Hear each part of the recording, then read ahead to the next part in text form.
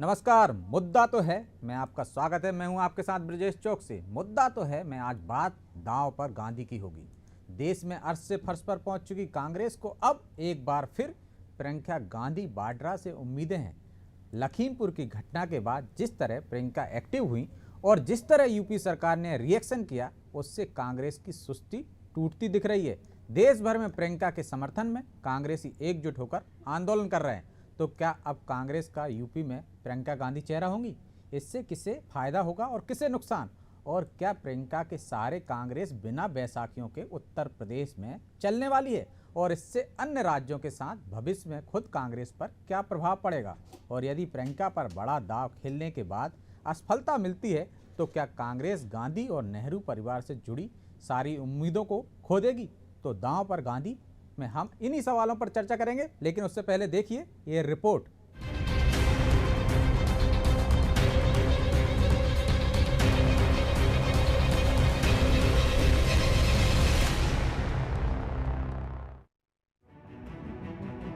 देश में कांग्रेस और गांधी परिवार की साख दांव पर लगी है।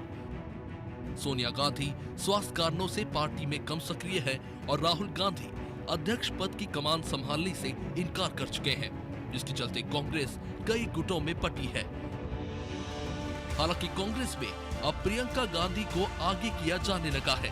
प्रियंका गांधी को आगे करके कांग्रेस इस बार उत्तर प्रदेश में खुद के दम पर चुनाव लड़ने की तैयारी में है। अभी तक किसानों के सहारे चुनाव लड़ने की योजना बना रही कांग्रेस को लखीमपुर की घटना से संजीवनी मिल गई है। घटना के बाद हर मोर्चे पर राहुल से आगे प्रियंका गांधी नजर आ रही है। लखीमपुर जाने की जिद से लेकर हिरासत तक उत्तर प्रदेश की सियासत में प्रियंका ही प्रियंका नजर आने लगी है। वहीं प्रियंका गांधी को हिरासत में लेने के बहाने कांग्रेस देश भर में बीजेपी के खिलाफ आंदोलनरत है। मध्य प्रदेश से लेकर महाराष्ट्र तक केंद्रीय गृह राज्य मंत्री के खिलाफ मौन प्रदर्शन किया जा रहा है। छत्तीसगढ़ से लेकर राजस्थान तक बीजेपी के खिलाफ नारेबाजी हो रही है। तो वहीं इससे पहले हिरासत से छूटने के बाद प्रियंका गांधी सीधे पीएम मोदी के लोकसभा क्षेत्र वाराणसी पहुंची, जहां सभा में उन्होंने लखीमपुर की घटना के बहाने प्रधानमंत्री से लेकर बीजेपी तक पर हमला बोला और फिर देश भर में केंद्रीय राज्य मंत्री के खिलाफ मौन प्रदर्शन कांग्रेस में प्रियंका गांधी की सक्रियता को साफ बताता है।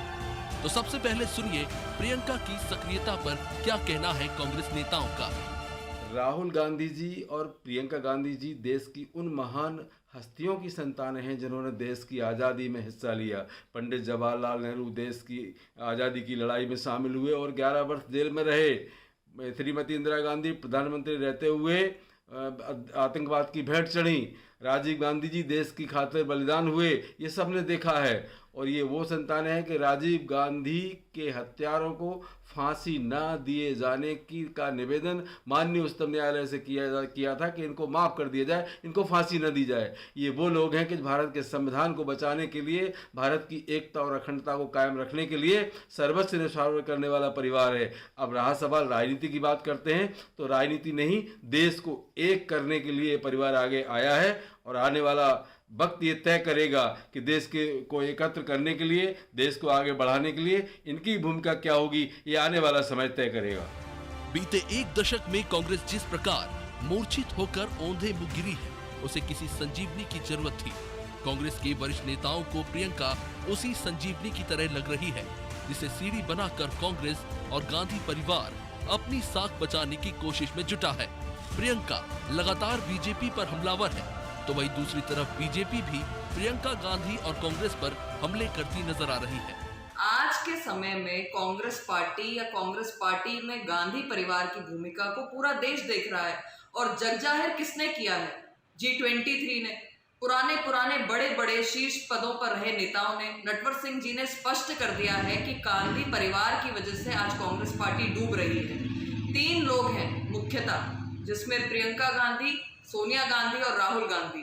2 संगठन के पद पर हैं और एक राहुल गांधी जो फैसले ले रहे हैं, जिनके पास कोई पद तक नहीं है। उनकी वजह से एक उड़ता पंजाब हो गया है, एक भटकता छत्तीसगढ़ हो गया है और एक लटकता राजस्थान है। तो ये बहुत स्पष्ट है कि प्रियंका गांधी किसी प्रकार की कोई चुनौती नहीं है। अभी निकल कर आई हैं अपने पिंजरे से बाहर, कुछ दिन बाद वापस अंदर चली जाएंगी। कांग्रेस के इस मौन आंदोलन में प्रियंका की सक्रियता ये बता रही है कि कांग्रेस में उन्हें आगे किया जा रहा है। हालांकि इससे पहले भी प्रियंका गांधी को लोकसभा चुनाव के दौरान उत्तर प्रदेश की कमान सौंपी गई थी, लेकिन वहां प्रियंका का जादू कुछ खास नजर नहीं आया और कुछ सालों के लिए प्रियंका अज्ञातवास पर चली गई। लेकिन उत्तर प्रदेश में विधानसभा चुनाव के नजदीक आते ही प्रियंका फिर से सक्रिय नजर आ रही है। बहरहाल देखना ये होगा कि प्रियंका की ये सक्रियता कांग्रेस के लिए कितना फायदा पहुंचाती है। प्रियंका महज उत्तर प्रदेश तक सीमित रहती है या फिर देश में कांग्रेस का नेतृत्व करेंगी। ब्यूरो रिपोर्ट, अनादि टीवी।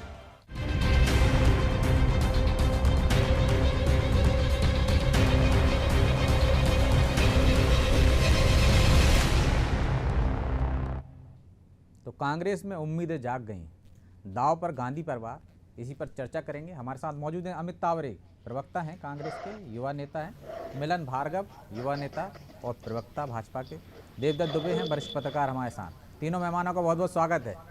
दुबे जी, शुरुआत आपसे ही करते हैं। प्रियंका गांधी फ्रंट फुट पे आ गई हैं, लगातार सुर्खियों में हैं और जिस तरह से उत्तर प्रदेश सरकार उनको लेकर रिएक्शन दे रही है, क्या आपको लगता है कांग्रेस में जान डाल देंगी? देखिए, प्रियंका गांधी जब से बड़ी हुई और अमेठी और रायबरेली में वो सोनिया गांधी के चुनाव प्रचार में सक्रिय हुई, तभी से कांग्रेस उनमें इंदिरा गांधी की छवि तलाशने की कोशिश करता रहा है। और राजनीति में होता ही है कि जब एक चेहरा कोई खुरदरा हो जाता है या रिजल्ट नहीं ला पाता है तो बदला जाता है। ठीक उसी तरह जिसे किसी टीम में प्लेयर जब कोई अच्छा परफॉर्मेंस नहीं देता तो जो पेविलियन में बैठा खिलाड़ी उसको मैदान में लाया जाता है। कोशिश हमेशा होती रहती है। एक हर दल में एक काम होता है कि चेहरा बदल कर कई बार चुनावी जीत के लिए रास्ता बनाया जाता है। अब होता सफल कितना है, कई बार नहीं भी होता सफल, और ये दल की संगठन क्षमता पर भी निर्भर करता है। कई बार अच्छा नेता पिट जाता है क्योंकि उसकी संगठन की इमेज नहीं रहती है, उसके कार्यकर्ताओं की टीम नहीं रहती। जैसे बीजेपी की अभी जब लहर चल रही है, आप कह रहे हैं तो कि चेहरा नया लाया जाता है जब पुराना पिट जाता है। तो प्रियंका गांधी को तो पहले भी ला चुके हैं, पूर्वी कमान सौंपी थी पश्चिम की, लेकिन 2 सीट से 1 सीट पे सिमट गई थी कांग्रेस। तो ये तो प्रयोग हो चुका है ना, ये चेहरा। वो प्रयोग जैसे बाढ़ में कोई प्रयोग हो नाव चलाने का, तो बाढ़ में तो अच्छे ध्वस्त हो जाते हैं, बड़े बड़े पहाड़ दरख्त सब चले जाते हैं। उस समय तो नरेंद्र मोदी की बाढ़ थी, बीजेपी की सर्जिकल स्ट्राइक के बाद। देखो, ये मैं उसी बात को कह रहा हूँ कि कई बार पार्टी बीजेपी अभी किसी पार्षद को भी लोकसभा का टिकट दे देती है तो वो लाखों वोटों से जीतता है। अभी बीजेपी का समय है। एक समय कांग्रेस का भी ऐसा समय था कि कांग्रेस का टिकट यहाँ जीतते। ये संगठन पे कई बार निर्भर करता है। कई बार अच्छा नेता विपरीत परिस्थितियों में पिट जाता है और कई बार खोटा सिक्का भी लहर में चल जाता है। ये राजनीति के अपने अपने ढंग हैं, परिस्थितियां हैं। ये आगे भी तय होगा कि जिस तरह के उत्तर प्रदेश में जाति राजनीति है और उसमें कैसे प्रियंका अपने पैर जमा पाएंगी और कैसे उसमें कांग्रेस के लिए कुछ हासिल कर पाएंगी तो वक्त बताएगा। लेकिन पार्टी तो कोशिश करती है, हर टीम लीडर कोशिश करता है। तो ये कोशिश हो रही है, ये वक्त के साथ आपको हमें छोड़ना पड़ेगा कि क्या रिजल्ट होता है। अमित जी, कोशिश तो हो रही है लेकिन वक्त बताएगा कि सफलता मिलती है या असफलता। लेकिन आपकी पार्टी को और कभी सपा को, और आपने जब मिलकर चुनाव लड़ा था तो एक सलाह देने वाले थे पीके, वो कह रहे हैं ज़्यादा खुश होने की जरूरत नहीं है, ना आपके पास संगठन है ना वैसा विजन। देखिए, पीके हैं या सीके हैं ये जानकारी तो मेरे को नहीं है और किसने क्या कहा, लेकिन आज कांग्रेस का एक कार्यकर्ता होने के नाते ये ज़रूर मुझे विश्वास है कि इस देश की जनता ने, सबसे पुरानी पार्टी हमारी जो कांग्रेस है, कई ऐसे दौर देखे हैं, अच्छे दौर भी देखे हैं, मुश्किल दौर भी देखे हैं, लेकिन गांधी परिवार के प्रति जो हमारे कार्यकर्ताओं का विश्वास, जो चाहे जवाहरलाल नेहरू जी के ऊपर रहा हो, इंदिरा जी के ऊपर रहा हो, राजीव जी के ऊपर रहा हो, सोनिया जी के ऊपर रहा हो, आज वही विश्वास 4 गुना होकर प्रियंका जी की बात करें या राहुल जी की बात करें, सबके ऊपर हम लोगों का है। उसका एक बहुत बड़ा एक कारण ये है कि जब आज़ादी की लड़ाई जो है देश की जनता लड़ रही थी, उस समय कांग्रेस परिवार के जितने कार्यकर्ता नेता थे, उस समय जवाहरलाल नेहरू जी के नेतृत्व में, महात्मा जी के नेतृत्व में, सब लोगों ने संघर्ष करा और इस जनता के साथ खड़े होकर एक जो आज़ादी हमको मिली थी वो आज लगातार चल रही है। और रही बात प्रियंका जी की, तो निश्चित तौर पर बड़े ही आशा है, विश्वास है, क्योंकि जब इस देश की जनता ने 60 साल कांग्रेस को मौका दिया और विपक्षी दल जब गेट के बाहर खड़े हुए थे, उस समय देश की जनता ने एक लंबा समय जो है वो कांग्रेस पार्टी को सेवा करने का मौका दिया।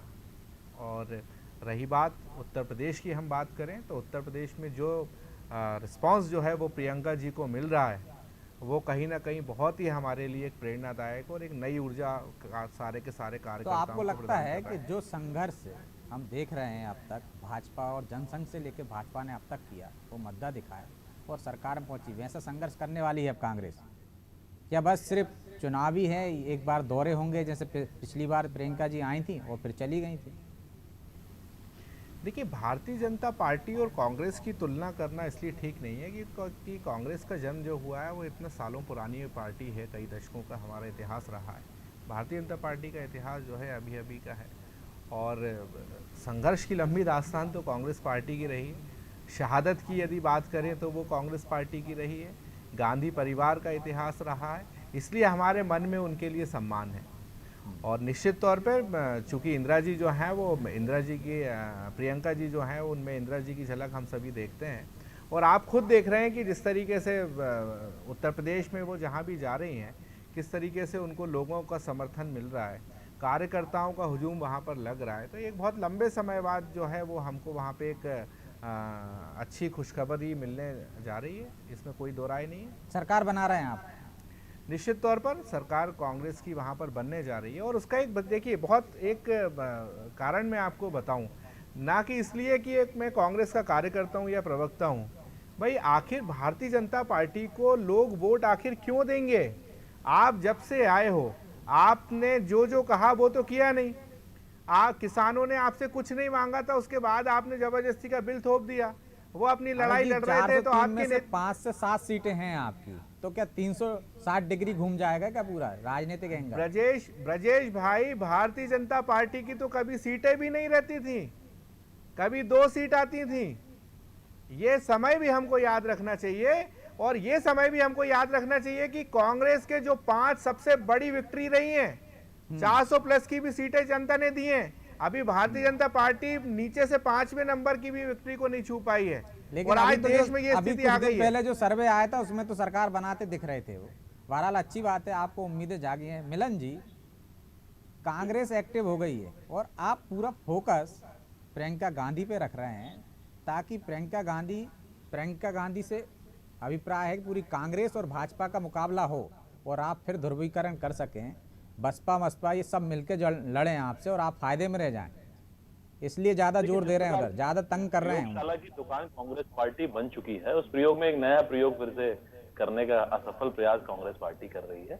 आप देखिए, जिस प्रकार से अभी कह रहे थे अमित भाई, इंदिरा गांधी जी की छवि वो देखती हैं दादी की प्रियंका जी में, तो पोते में फिरोज खान जी की भी छवि देखना चाहिए। क्यों पॉलिटिकल माइलेज के लिए सिर्फ इंदिरा गांधी जी को देखना ही सुनिश्चित कर रहे हैं? फिरोज खान को क्यों नकार देते हैं? उनके नेता रहे, सांसद भी रहे। देखिए, जिस हताशा और निराशा के दौर से अस्तित्व की लड़ाई कांग्रेस पार्टी कर रही है, ये भारतीय जनता पार्टी और देश का आरोप अकेला नहीं रह गया। जिस आंतरिक कलह के कारण आज इनके तमाम वो नेता जिन्होंने कांग्रेस पार्टी को 60 दशकों तक चलाया, चाहे वो गुलाम नबी आजाद हो, मनीष तिवारी हो, कपिल सिब्बल हो, या तमाम मध्य प्रदेश से भी जुड़े विवेक तनखा हो, आज G23 की जो बात होती है, कांग्रेस पार्टी में बहुत बड़ा धड़ा है, जो सीनियर लीडरशिप है, आज वो कांग्रेस पार्टी में अध्यक्ष को तलाश रहे हैं, नेतृत्व को तलाश रहे हैं।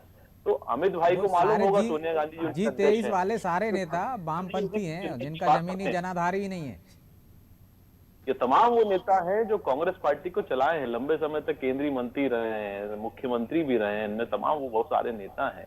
आज वो यदि कांग्रेस में अस्तित्व की लड़ाई की बात कर रहे हैं, तो ये तो आंतरिक कलह इनके यहाँ मची हुई, पहले ये इससे तो पार पा जाएं, फिर दादी की छवि देखें, फिर दादा की भी छवि देखें, फिर दीदी बनेंगी कि भैया बनेंगे, फिर या हो सकता आगे चल के रावत वाड्रा जी के भी पुत्र जो नए तैयार हो रहे हैं वो भी लॉन्च हो जाएं।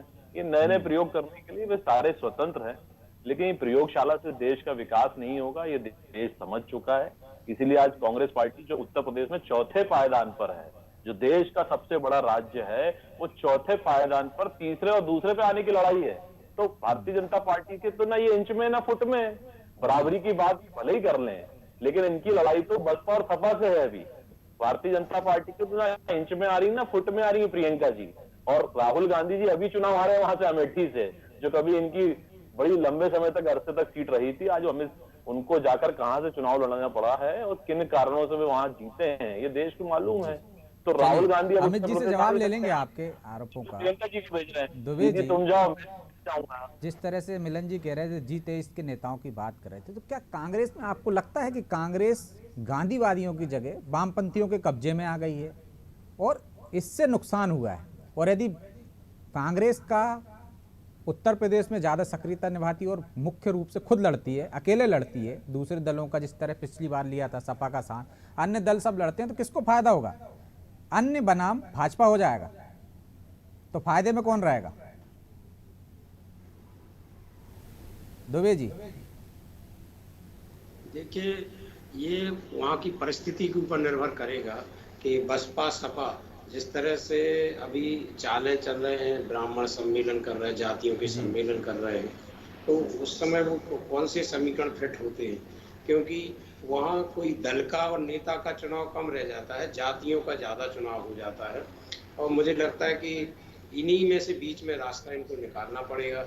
अभी तो वहाँ एक ध्रुवीकरण की प्रक्रिया चल रही है, जो सर्वे रिपोर्ट भी आ रही हैं, तो उसमें बीजेपी के बाद सपा आ रही है, फिर भाजपा और कांग्रेस तो चौथे नंबर पर जा रही है। तो इसको संदेश को जब सुधारेंगे तब ध्रुवीकरण मतदाता का होगा, अच्छे उम्मीदवार, मजबूत उम्मीदवार टिकट लेने आएंगे, तब रिजल्ट ओरिएंटेड कुछ बात होगी। अभी तो संघर्ष का दौर है और मुझे लगता है कांग्रेस इसीलिए इन मुद्दों को उठा रही है। जिस तरह से लखीमपुर अभी सभी लोग गए हैं और अभी पे पूरे देश में आज मौन धरना दिया गया, तो ये तो पार्टी की क्षमता के ऊपर डिपेंड करेगा। कई बार कितनी भी तेज हवा हो, लेकिन ट्यूब में नहीं जाती हवा जब तक उसको पंप न लगाया जाए। पंप से ही हवा ट्यूब में जाएगी। तो किसी भी दल की सफलता तभी रही जब उसके कार्यकर्ता बूथ स्तर पर हो, और वो नेटवर्क खड़ा करना पार्टी के लिए लगता है मुझे बहुत चुनौती होगी। और लेकिन दुबे जी अभी भी कुछ सीटें ऐसी हैं 403 में जहां कांग्रेस को 25 से 40 हजार तक वोट मिल जाते हैं। यदि कांग्रेस अकेले लड़ती है, वैसे तो उसका वोट बैंक खिसक चुका है, बसपा के पास चला गया, सपा के पास चला गया, लेकिन और ओबीसी भी मैदान में आ गए हैं, तो जो वोट बैंक था जो खिसक चुका है, यदि वो मैदान में उतरती है तो इन 3 जगह बढ़ जाएगा। तो फायदे में तो भाजपा ही नजर आ रही है ना। यदि सब अलग अलग लड़ेंगे, बसपा, सपा, ओबीसी और इसके बाद कांग्रेस भी, तो कौन फायदे में रहेगा? तो भाजपा शायद इसलिए टारगेट कर रही है प्रियंका गांधी को। इसमें तो कोई भी कह देगा, इसमें तो भाजपा फायदे में रहेगी। और कई बार जब दल की, मैंने पहले भी कहा था, दल जब मजबूत स्थिति में होता है तो आप कैसे भी लड़ लो। जब पहलवान मजबूत हो तो आप कोई भी दाव चल लो, आपको हार नहीं है। पिछली बार कांग्रेस और सपा, राहुल गांधी और अखिलेश यादव की जोड़ी को बहुत प्रचारित करके आगे लाए था, लेकिन उसके रिजल्ट नहीं निकले थे, क्योंकि तब हवा नहीं है आपके साथ, माहौल नहीं है, तो क्या नेता करेगा, क्या कार्यकर्ता। ये सब चीजों को मिला के होता है। जब आपके पास कोई भी क्रिकेट टीम वैसे ही जीतती है जैसे उसकी बैटिंग, बॉलिंग, फील्डिंग सब कुछ अच्छी हो, तो आपके पास नेता हो, मुद्दे हो, कार्यकर्ता हो, तब जाके चुनावी सफलता मिलती है। तो अभी कांग्रेस को बहुत मेहनत करना है, बहुत सारी चीजों को, मुद्दों को मार देने के अलावा कार्यकर्ताओं की टीम तलाशना है। और जिस तरीके से राजनीति 4 दलों तो ये प्रमुख दल हैं, लेकिन वहाँ क्षेत्रीय दल बहुत सारे हैं, छोटे छोटे दल हैं जिनसे भाजपा गठबंधन करती है, जो 3-3, 4-4, 8-8, 10-10 सीटों पे समीकरण बनाते हैं। उसी को देखकर भाजपा ने जो केंद्रीय मंत्रिमंडल में ओबीसी के चेहरे बड़ी मात्रा में उत्तर प्रदेश से लिए हैं जी। आप देखिए सुप्रिया पटेल जिसको केंद्रीय मंत्री बनाए, चुनावी रणनीति के हिसाब से ही जिस तरह से केंद्रीय मंत्रिमंडल में शामिल किया था। अमित जी, डगर पनघट की अभी कठिन है ना, आपके पास संगठन है ना माहौल है, फिर कैसे? मुद्दे तो हैं लेकिन वो मुद्दों पे लड़ाई नहीं दिख रही, नीचे संघर्ष नहीं दिख रहा है। आज भी पूरा देश प्रियंका गांधी की गिरफ्तारी के विरोध में प्रियंका को आगे करके किसानों की लड़ाई पीछे हो गई एक तरह से। सिर्फ नेता बनाने की जरूरत है। देखिए, मेरे राजनीतिक समझ के अनुसार, जितनी मेरी समझ है, चुनाव होते हैं जनता के द्वारा, और जनता ही आपको चुनती है और जनता ही आपको हटाती है। तो कांग्रेस 2014 में जनता चुन लेगी, इनसे नाराज होकर खुद संघर्ष नहीं करती है। मुझे थोड़ा समय तो दो आप, पूरा समय आपके लिए बोलिए। देखिए क्या रहता है कि जब 2014 में भारतीय जनता पार्टी ने बहुत अच्छे स्लोगन दिए, आपको याद होगा, बहुत हुई महंगाई की मार अब की बार मोदी सरकार, वो पेट्रोल डीजल ऐसा, वो काला धन ऐसा, और 2 करोड़ रोजगार ऐसा। 2019 में भी बहुत अच्छे लुभावने वादे किए, जनता ने विश्वास किया उनके ऊपर और उनको वोट दिया। क्योंकि लोकतंत्र में आप जो सरकारें होती हैं वो जनता की भलाई के लिए काम करती हैं, लेकिन एक लंबा समय अब हो गया है जनता ने इनको परखते हुए। उसका परिणाम आपने देखा मध्य प्रदेश में, छत्तीसगढ़ में, राजस्थान में। क्योंकि ये तो बड़बोले लोगों की पार्टी है भारतीय जनता पार्टी। इनका तो एक स्लोगन चलता था, नारा चलता था कि कांग्रेस को जो है मिटा देंगे और जो है कांग्रेस मुक्त भारत कर देंगे। इनके पास तो सब माहौल था, पूरा प्रशासन था, शासन था, मोदी जी थे, शिवराज जी थे, सब सारे जी थे। लेकिन जनता ने जिताया ना, छत्तीसगढ़ में, मध्य प्रदेश में भी जिताया था, राजस्थान में भी जिताया था। तो जनता जो है, जनता सबसे महत्वपूर्ण है। और जनता की इस समय स्थिति पूरे देश में ये है कि आप देखिए किस तरीके से महंगाई जो है, पेट्रोल डीजल की क्या स्थिति है। 2 करोड़ रोजगार की बात करी थी, जितने थे वो भी छीन लिए। हाँ, मैं लगातार देख रहा हूँ कि जो है कोयले की कमी हो रही है, कब ना जाने अंधेरे में डूब जाए देश, पता नहीं। तो ये सब स्थितियां हैं, जनता इन सब चीज़ों को समझ रही है। तो भले ही माहौल किसी के साथ हो, ब्यूरोक्रेसी किसी के साथ हो, पूरा मैनेजमेंट किसी के साथ हो, लगता है कि हमें समझाने की जरूरत नहीं, जनता तो समझ ही रही है, वो तो जिताएगी। देखिए हमारा काम है जनता की लड़ाई लड़ना। और वो हम लड़ाई लड़ रहे हैं, चाहे मुझ जैसे कार्यकर्ता की बात करें भोपाल में या उत्तर प्रदेश में प्रियंका जी की बात करें। इसमें गलत क्या है? यदि किसानों के ऊपर सरेआम गाड़ी चला दी जाती है और वो गाड़ी का रजिस्ट्रेशन जो है केंद्रीय मंत्री के नाम से होता है, और उसके बाद जो है सारे प्रवक्ताओं की एक फौज खड़ी होती है भारतीय जनता पार्टी के कि नहीं साहब, वो तो उनके बेटे की कोई गलती नहीं है, ये नहीं है, वो नहीं है। लेकिन जब प्रियंका जी वहां पर पहुंचती है, एक माहौल बनता है, उसके बाद ये लोग बैकफुट पर आते हैं, फिर FIR होती है, फिर पूछताछ होती है, फिर गिरफ्तारी होती है। तो ये सब प्रियंका जी के आने के बाद ही तो हुआ, वहां के किसानों के द्वारा ही तो हुआ जो लड़ाई लड़ रहे हैं। वरना ये मामला भी आया राम गया राम हो जाता। भाई विपक्ष को क्या करना चाहिए? क्या कर सकती है विपक्ष? क्या हमें उनके बीच नहीं जाना था? तो मिलन जी, विपक्ष की भूमिका तो उत्तर प्रदेश में भले ही उनके 7 विधायक हो, निभा कांग्रेस ही रही है। ना सपा दिख रही, ना बसपा दिख रही है। भले ही आप कहो कि लटकता भटकता और उड़ता पंजाब, लटकती छत्तीसगढ़ और भटकती राजस्थान सरकार हो, लेकिन काम तो कर रही है। और आप इसे कमज़ोर मत समझिए। 2009 के चुनाव में हमने देखा था कि कांग्रेस को लोकसभा में 22 सीटें मिली थी और फिर 12% से बढ़ के 18% हो गया था उसका मतदान, जो मतदान मिले थे वोट प्रतिशत जो था। तो इसका कमज़ोर तो इतनी है नहीं। भले ही अगली बार में वोट प्रतिशत कम हो गया हो और सीटें कम हो गई हों, भले ही एक रह गई हो, लेकिन माहौल तो बनने में टाइम नहीं लगता और उसको वोट बैंक तो है उत्तर प्रदेश में। तो चिंता तो आपको करना चाहिए। देखिए विषय चिंतन कर वाकई है कि देखिए लोकतंत्र में जितना सत्ता पक्ष की आवश्यकता है उतनी विपक्ष की भी आवश्यकता होती है।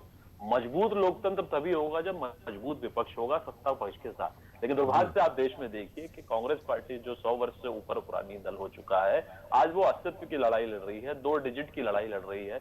विपक्ष का 2 चुनाव में नेता नहीं बना पा रहे हैं। तो ये कहीं ना कहीं चिंतन और मनन की बात करने का समय है। लेकिन ये इसको नकारते हुए कहीं ना कहीं अनुकंपा नियुक्ति की दिशा में आगे बढ़ रहे हैं, नेतृत्व को नकारते हुए।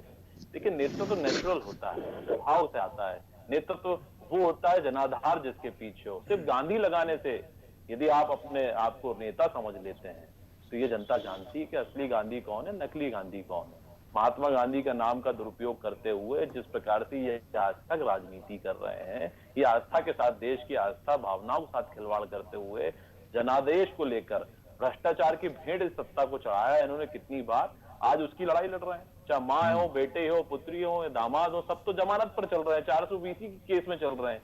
यदि ये दागदार नहीं है तो सुप्रीम कोर्ट में जमानत पर क्यों चल रहे हैं? वो सारे तीर तो आप पिछले लोकसभा चुनाव में चला चुके हो, उन पर तो नहीं चला, मतदान भी हो चुका, जनता ने निर्णय भी दे खत्म नहीं हुई, दिया। अभी भी जमानत पर हैं, ये अभी भी बरी नहीं हुए। इनको देश को जवाब देना पड़ेगा कि 420 केस में क्यों जमानत पर है, तब तो ये हमसे बात कर पाएंगे। ना इंच में ना फुट में हम क्यों जवाब दें इनका। लड़ाई तो वो जो अभी इनकी सवाल आंतरिक उठा रहे हैं उनके है, जवाब इस देना पर चाहिए इनको नहीं ना। मिल रहे। अभी तो विपक्ष में नहीं, है, सवाल वो का जो जवाब सवाल देंगे, उठा रहे हैं यदि उनके वो- जवाब दो। वो जवाब देंगे, बिल्कुल देंगे, जनता की बात को उठाएंगे, बिल्कुल देंगे। अभी अमित भाई कह रहे थे कि 2014 में इन्होंने वादे किए नहीं पूरे किए, 2019 में वादे किए नहीं किए। अरे भैया 2014 में भी किए, 2019 में, तभी तो जीते हैं। इस जमहूरियत की खूबसूरती वही तो है जो हम बात कर रहे हैं, जो हम कथनी कह रहे हैं। यदि कथनी और करनी में अंतर है तो जनता की अदालत में हमको वापस जाना है। 2019 के चुनाव में हम वापस गए, पुनः पर किस प्रकार से जमहूरियत ने हमको आशीर्वाद दिया और हम जीत कर आए हैं, ये भी देश देख रहा है, विश्व देख रहा है। जिस प्रकार से मजबूत नेतृत्व इस देश ने वैश्विक स्तर पर अपना मान सम्मान बढ़ाया है, तो उसको क्यों नकारते हैं? आपका नेता कन्हैया कुमार हो सकता है, आपका नेता जिग्नेश मेवाड़ी हो सकता है, लेकिन हमारा नेता इस देश का प्रधानमंत्री, देश का बेटा हो सकता है। हम स्वदेश की बात करते हैं, आप विदेशी नेतृत्व। अमित जी जवाब देंगे 30 सेकंड में, लेकिन उससे पहले मैं देवदत्त जी से फाइनल कमेंट ले लूं, फिर इसके बाद अमित जी 30 सेकंड में आप जवाब दीजिए, फिर मैं जाऊंगा देवदत्त जी के पास। देखिए, भारतीय जनता पार्टी जो है वो झूठ की दुकान है। जिस किस तरीके से उन्होंने कहा कन्हैया कुमार नेता हो सकते हैं, जिग्नेश मेवाड़ी हो सकते हैं। कन्हैया कुमार चिल्ला के मेरा 30 सेकंड का समय। मिलन भाई बहुत अच्छे प्रवक्ता थे आप भारतीय जनता पार्टी के, थोड़ा समय तो दो मुझे, जवाब दे देंगे जी। कन्हैया कुमार ये चिल्ला के लगातार बोल रहे हैं, आज भी सुबह बोले थे कि भैया यदि मेरे खिलाफ वो है तो मैं बाहर क्यों हूं, यदि मेरे खिलाफ कुछ था। कितना प्रोपेगेंडा बीजेपी ने बनाया था कि कन्हैया कुमार ऐसा वैसा, आप कोई साक्ष्य प्रस्तुत नहीं कर पाए, आप सिर्फ लोगों को बदनाम कर सकते हो ना। और रही बात डूबता जहाज है तो हम उनको सहारा देने आए। रही बात प्रियंका गांधी की, रही बात रॉबर्ट वाड्रा की, तो यही मोदी जी कहते थे, यही अमित शाह जी कहते थे, सरकार बनने दो, 60 दिन के अंदर पूरा गांधी परिवार जेल में होगा। आज बाहर क्यों है, एक भी दिन जेल में क्यों नहीं डाल पाए? तो ये जनता जानना चाहती है भाई, आप किसी को कितना ही बदनाम कर लो। इस पर भी हम आगे चर्चा कर लेंगे। देवदत्त जी समय हो गया, इसलिए मैं आपसे फाइनल कमेंट चाहता हूं कि प्रियंका गांधी आखिरी उम्मीद थी कांग्रेस की। लगातार बात की जा रही थी कि प्रियंका गांधी नेतृत्व संभालें, देश को संभालें, अध्यक्ष पद संभालें, महासचिव बनी वो। अब उत्तर प्रदेश में उन्होंने कमाल संभालने की बात चल रही है। तो यदि ये आखिरी उम्मीद है, यदि असफल होती है तो कांग्रेस फिर कहाँ? गांधी परिवार में एक ही तो बच्चा है जिसकी उम्मीद के सहारे वो सत्ता तक पहुंचने की कोशिश कर सकते थे। आखिरी उम्मीद भी।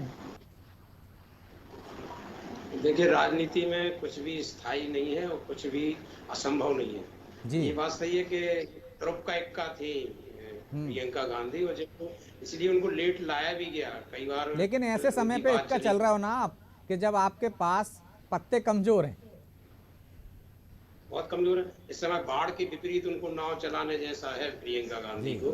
और पिछले चुनाव में भी वो कुछ सीटों की प्रभारी थी पूर्वांचल की रहने, वो इसलिए तो एक कसौटी है। और यदि वो अभी नहीं करती तो कब करती? कांग्रेस और ज्यादा खराब स्थिति में पहुंचती। तो पार्टी तो प्रयोग करेगी। अच्छा ही प्रयोग किया पार्टी ने। बहरहाल अब समय इजाजत नहीं देता, इसलिए आप तीनों मेहमानों को शुक्रिया। तो कांग्रेस ने दाव तो चल दिया है और प्रियंका गांधी को मैदान में उतार भी दिया है। भले ये दाव पहले भी चला हो और ऐसे समय पे चला है जब भूचाल आया हो, या बवंडर कह सकते हैं हम इसको, या तूफान कह सकते हैं। उस तूफान में उनको कश्ती की उतार दी है और उसका नाविक बना दिया है कि जाइए इसको पार लगाइए। अब वो सफल होती तो अच्छी बात है। वैसे भी पहले कभी कांग्रेस का डंका बजता था उत्तर प्रदेश में, और 17 मुख्यमंत्री दिए उन्होंने। देश ही नहीं, पूरे मध्य प्रदेश ही नहीं, पूरे देश में, उत्तर प्रदेश में भी डंका बजने वाली कांग्रेस आज लेकिन संघर्ष के मुकाम पर है। वो संघर्ष करना चाहती है और संघर्ष में प्रियंका गांधी मैदान में उतर गई हैं। अब ये कितना रंग लाता है ये देखना होगा। फिलहाल मुद्दा तो है। मुझे इतना ही, मुझे दीजिए इजाज़त और आप देखते रहिए अनादि टीवी। नमस्कार।